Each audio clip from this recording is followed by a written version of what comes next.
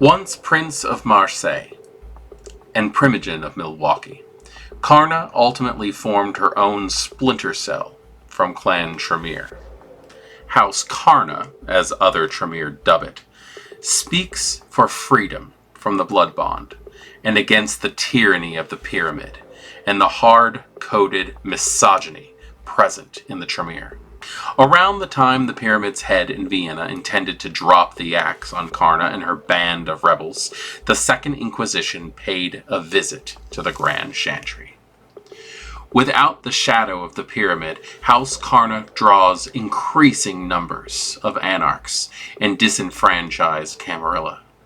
Carna seeks no followers, but she recognizes them for their value. Carna didn't survive 600 years by ignoring possible danger. She believes it's only a matter of time before Tremere himself appears to curse her to ash. Until then, she pushes as hard as possible for a modernization and feminization of Clan Tremere.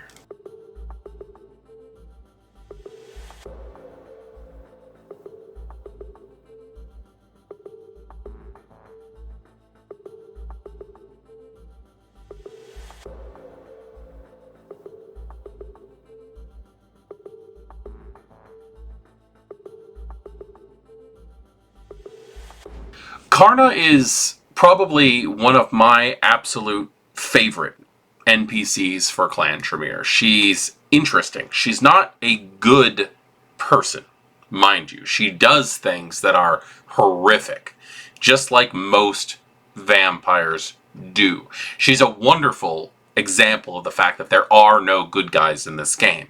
There are bad guys, and there are worse. Carna fights for freedom, for kindred. Carna fights for feminine acknowledgement within Clan Tremere, which has historically been incredibly masculine dominated. Carna fights for the idea that anyone can practice blood sorcery. She's the Ratatouille of Clan Tremere. Anyone can cook. No, in all seriousness though, she believes that they shouldn't look for people specifically because they can heighten the clan's chances for world domination or anything like that. Carna believes that if someone has an internal desire or an aptitude for magic, be that reading tarot cards on the side of the street for money or actually having an avatar awakening within them to bring them into being a mage. She believes that the idea of auditing them to the point where they're not useful, just looking for what can the clan use that individual for, she thinks that that's just bullshit. And 100% agree. I think that's one of the reasons why Clan Tremere was not one of my favorite clans to play before. I do believe that there is a place for the traditionalist pyramid clan. I really do. But I do believe also that Clan Tremere, in 5th edition especially, has become so much more approachable for those people who might be interested in playing it. Carna truly is a freedom speaker and is working on the Tremere suffrage movement. I can't believe I actually just said that in all seriousness in a video. But that is what she is doing. She is trying to push forward to become a beacon of light as far as magical practitioners go. And I think it's just a very interesting thing because the idea of feminism being popped up into this kind of thing really does kind of push back to like the 1950s and 60s when the Wiccan movement was going around and how it went from being a boys' club to more of a feminist movement and an escape from patriarchal religion. That's what Carna is doing here, except she's not, there's less of a religious iconography involved in it, and it's more of a escaping from the patriarchy that is Clan Tremere. So let's go ahead and pop into this one and see exactly what Carna brings to the table in 5th edition Vampire the Masquerade. Embrace the vision. You are fully committed to Carna's vision for a new Tremere clan, and find yourself possessed of a greater sense of self-belief in the presence of your fellow sub-faction kindred. When around other members of House Carna, you have one additional die for all willpower tests. This one right here directly encourages you to have other individuals involved in House Carna in your coterie. Because as long as there's one other one, you get a boost to your willpower. And that helps out dramatically. Another thing to point out here is I have seen Carna and her followers involved in both the Camarilla and the Anarchs, where she doesn't seem to have much of a preference on where her individual people, practitioners, students, whatever you want to call them, study, or where they practice their freedom, I'll put it that way. I can see them really being the picture of Anarch Tremere, but then we have the Absissimus. So it's I don't know, it's just an interesting thing to see, like, what exactly are they doing? We've got basically the Carna Tremere, who are seeking freedom and the ability to embrace those who have a love for magic, but are still trying to hold tight to organization. And then you have the Absissimus, who just kind of want to be left alone and to do their own. I just think that that's an interesting thing to point out, that there's two outliers, factions within Clan Tremere that kind of have Anarch leanings. The Rebel Trail. You followed Carna's trail after her initial breakage from Clan Tremere, soaking up the feelings of rebellion and freedom. You resolve to never be a blood slave again. Whenever at risk of becoming bloodbound, you may make a willpower test with a difficulty equal to the blood potency of the ingested vitae to ignore it. Considering Clan Tremere's bane involving the blood bond, this is a pretty big step in that right direction.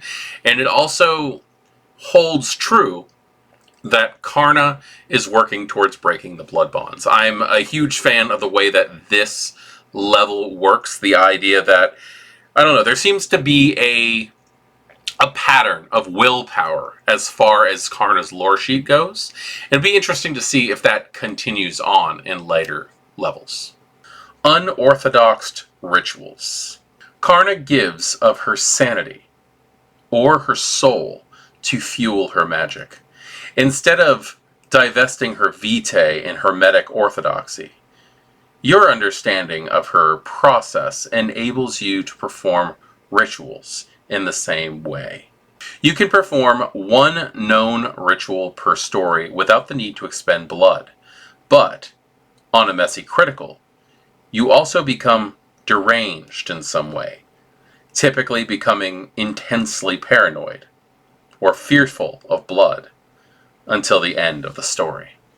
There's a couple of different things that I'd like to say about this. First off, the time range, the end of the story.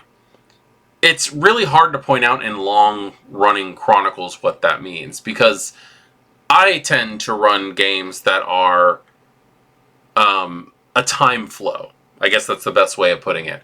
Where I don't tend to have chapters in the story. In Thicker Than Water, if you pay attention to that at all on this channel, yes, I do separate things into chapters, but I never really have the intention of that when I'm running the game. I just try to make it a little bit more digestible. And even with that, I've considered that it's not really the best way of handling things. But the way that my table has learned to basically handle that is a month. That's just us. There's nothing in the book saying that you have to do that. There's nothing in the book suggesting that you have to do that. But we've always said, since we play weekly, that a month is what represents a story. Now, if you're running out of a module, I would say until you were done with the module, such as if you had a kindred with this lore sheet in the Sticks and Bones story found in Call to the Blood Gods. If you had somebody like that in there who's a Carna, then I would say that you would be able to use this Loresheet level one time until you were done with Sticks and Bones. It's maybe a 2 to 3 session storyline, and it still fits like within a month, in my opinion, the way that I run my games once a week. The other thing that I want to say is the way that I read this unorthodox ritual sounds so much, and I understand that I am biased considering what I personally enjoy, but it sounds to me like Carna is using the old way of running Khaldoonism. In old World of Darkness and old Vampire the Masquerade editions, Khaldoonic sorcery ran off of the willpower of the practitioner. And that's just something that I find very amusing. I don't think that's what they're trying to do here. I'm not trying to insinuate that Book of the Grave War is somehow connected to Cupola, even though there are Malkavian ties to it. But I just think I find it personally amusing, and I like to look for my little story bites here and there. But I really do enjoy this, especially because it does not say Tremere only on this. You could very well be an acolyte of Carna and belong to a different clan. Reimagined Bond. You have studied Carna's magic and her unusual method of reimagining the Vinculum. And you can extend the effect of her ritual to others. Having sex with a target, mortal or undead, creates a blood bond between the partners, yourself and Carna, despite Carna's absence. Repeated sexual encounters strengthens the blood bond, as per the normal bond. You can thus circumvent the Tremere clan bane, but the bond only lasts until the conclusion of the story. Again, there's another mention of the conclusion of the story. When a significant amount of time after the story that you have just said passes, the blood bond then shall dwindle. I think the biggest interesting thing here is that Carna also takes part in that bond, regardless of the fact that she's not there. It doesn't even say that you really have to know Carna for this to take place. It's just, this is a ritual that she has created. She has made it so that Clan Tremere can completely ignore its own clan bane as long as it is gained through a sexual nature. You have intercourse with an individual, and you and that individual is bound. And Carna is involved in the threesome. That's so interesting, because she doesn't have to be present. I really don't know what else to say about this, other than, I don't know, what I had said before about the time span, with it being the story. But I don't know, it's just, it's an interesting way of looking at things. And I like the fact that they use the word Vinculum, because that has always been the word used to describe the blood bond gained through the Vauldery. So, is there a connection between this and the Vauldery? Considering the fact of the ritual of the Vauldery involves a chalice, and in some pagan communities, the chalice represents the womb of the female practitioners. Book of the Grave War. According to rumor, the tome known as Book of the Grave War allowed Carna to break her bond to Clan Tremere. You own a copy, granting you 1 automatic success on all occult tests pertaining to Gehenna, its prevention, and breaking the shackles binding vampires to their elders. The book makes you unbondable, as long as you retain it and follow its arcane teachings. However, Tremere seek to destroy you and the book. The storyteller can also penalize you. 1 die on any social or mental test affected by your ongoing paranoia. The Book of the Grave War is one of the most back and forth decisive items in the World of Darkness to me, because they don't have a copy of it for sale. It's not like the Book of Nod where you can get a copy of it, or the Euphrates fragments, or the Silver Record, or whatever you want from World of Darkness. This book does not exist, and it infuriates me so much because there's so much lore behind it, and the idea of you have to follow its practices and stuff like that, and there is no reference to its practices anywhere. Another thing is, the only time I've ever seen Book of the Grave War in use for World of Darkness is in Beckett's Jihad Journal, where they're talking about Carna going on this adventure and dealing with a Malkavian who has multiple personality disorder, and one of them wrote the Book of the Graveyard as a joke to screw with his other personality. It's a book, at least as far as the lore goes that I know, that doesn't actually have any true meaning behind it, and it sucks, which means it's actually Carna's true faith that's powering all this stuff, which is absolutely fine, but I still want a copy of it. I still want to read it. Another thing is, Beckett's Jihad Journal, as much as I use it in my V5 game, is a V20 supplement. It's a 20th anniversary supplement. And it's one of those very few things that carries over very, very well between V20 and V5. It's one of those things that, like, would make you go, is this a continuation of the same story? Except for the fact that there are some story elements from V5 and V20 that don't exactly mesh well.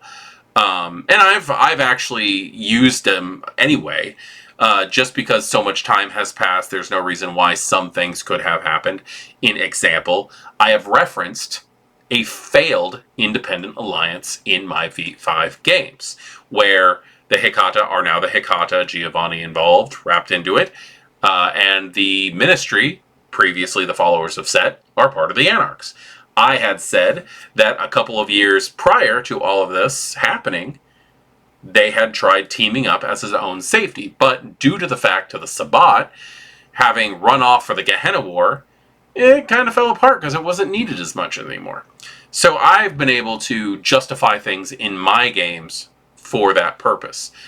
But in this case, it aggravates me. I want a copy of Book of the Grave War. If there is anybody out there who writes for Vampire the Masquerade, World of Darkness, Paradox, Renegade, By Night Studios, whatever, if there is somebody out there who actually writes for, on the regular, for these groups, and can, like, jot down a couple dozen pages to just make me feel better about this situation, I would be so damn happy. Anyway, that's really all I have to say about it. Is the Book of the Grave War is just such a tempting thing for me.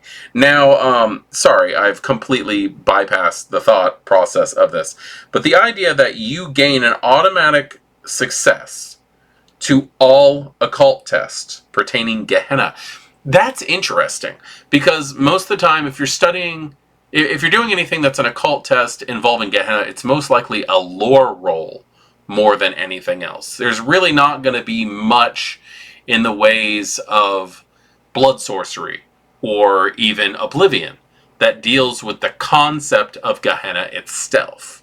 Rituals, ceremonies, and the like don't really mesh well with concepts. They are, this needs to happen, and therefore it will. So the idea that the concept of Gehenna can come up into an occult role means that you are studying something and trying to figure out things. This puts you smack dab in the legend of those who are studying Gehenna and trying to put an end to it, trying to figure out what's causing it, looking into its history, things like that. It's a fairly interesting additive, especially for a level 5. I'm not at all complaining, because I think Gehenna should be one of those things where it takes you a while to get to it. Now, you don't have to start with level 1 and buy up to 5 on any of these lore sheets. You can start with level 5 and ignore the rest if you want to. But it is one of those things that, I don't know, it gives you an interesting field of study as a kindred.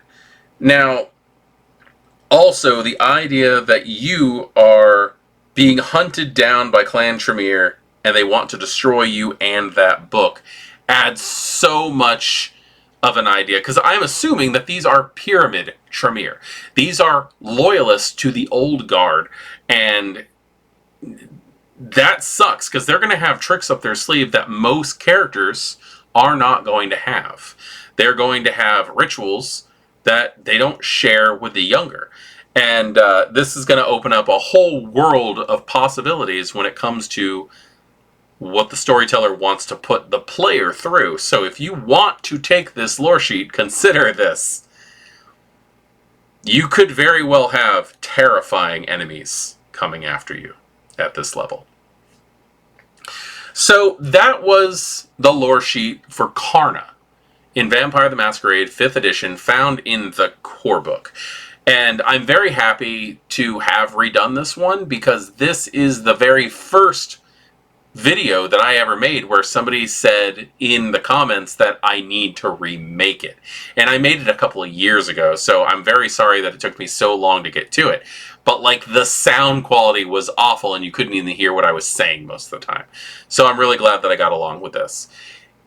If you guys, storytellers or players, use Carna, or at least the legend of Carna in your story, I'd love to hear about it.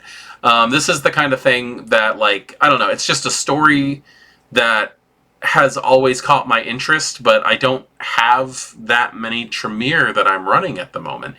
And if I do, they're not Carna interested. I haven't had anybody take this lore sheet, unfortunately. And so I'd like to hear from you. If you think that this video was useful to you and is educational at all in your gaming career, please drop a like. It massively helps the channel, and I am trying to make it so that I can become more available to you guys, and every little like helps. And then also, if you know anybody who is maybe a Tremere fan, or just getting into VTM, or just this is something that that they might need help explaining for, please share the video, and let's keep the conversation going. On that, I am voivodemekhet. This is our World of Darkness, and thank you for sitting with me on this look through the lore sheet for Carna. Good evening.